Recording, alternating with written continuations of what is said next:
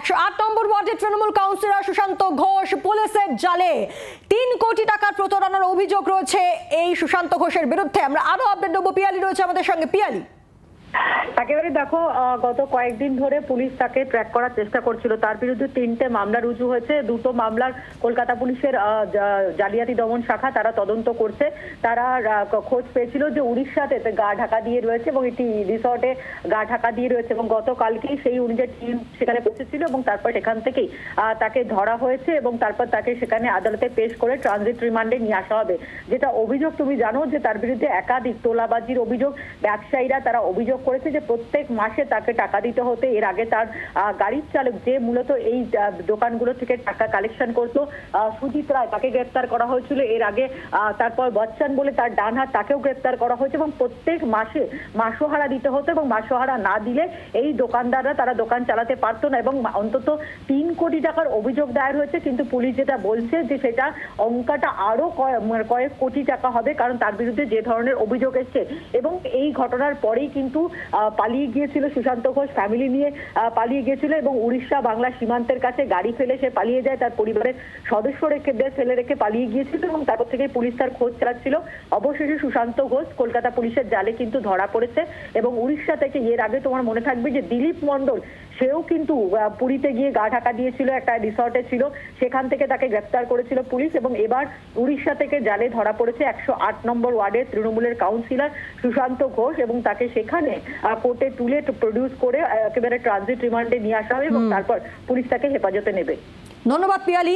108 নম্বর ওয়ার্ডের তৃণমূল কাউন্সিলর সুশান্ত ঘোষ অবশেষে পুলিশের জালে, পুরী থেকে তাকে গ্রেফতার করে পুলিশ এবং সূত্র মারফত এমনটাই আপডেট আমরা পাচ্ছি।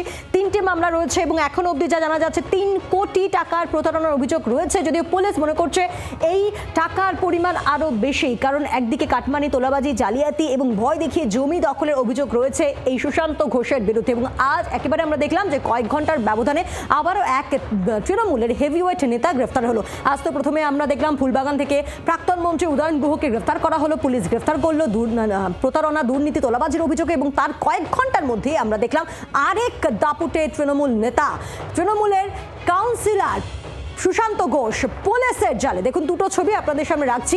একেবারে তৃণমূলের 2 হেভিওয়েট একই দিনে জাস্ট কয়েক ঘন্টার ব্যবধানে গ্রেফতার করা হলো। একদিকে উদয়ন গুহ, প্রাক্তন উত্তরবঙ্গ উন্নয়ন মন্ত্রী অর্থাৎ প্রাক্তন মন্ত্রী, তাকে গ্রেফতার করা হলো এবং আরেকদিকে পুলিশের জালে সুশান্ত ঘোষ, একেবারে পুরী থেকে তাকে গ্রেফতার করে পুলিশ এবং সেক্ষেত্রে বারবার করে যে অভিযোগগুলো উঠছিল সুশান্ত এবং উদয়ন 2 হেভিওয়েটের বিরুদ্ধেই, যে ভয় দেখানো, দুর্নীতির অভিযোগ, তোলাবাজির অভিযোগ, অর্থাৎ রাজ্যে পালাবদলের পর থেকে আমরা দেখেছি যে একের পর এক তৃণমূলের প্রাক্তন জনপ্রতিনিধি, হেভিওয়েট দাপুটে নেতা, ওজনদার নেতাদের পুলিশি গ্রেফতারি এবং সেই তালিকায় এবার জুড়ল আরও এক নাম, তা হচ্ছে সুশান্ত ঘোষ। কারণ সুশান্ত ঘোষকে বেশ কয়েকদিন ধরেই খুঁজছিল পুলিশ।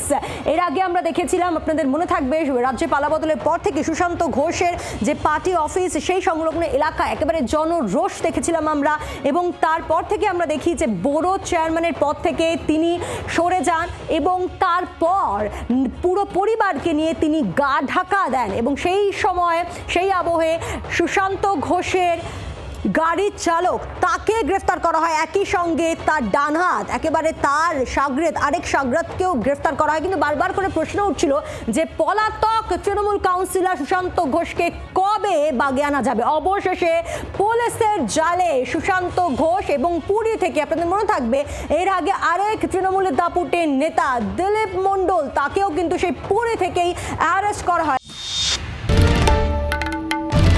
বাংলার আওয়াজ, বাঙালির আবেগ, জি 24 ঘন্টা।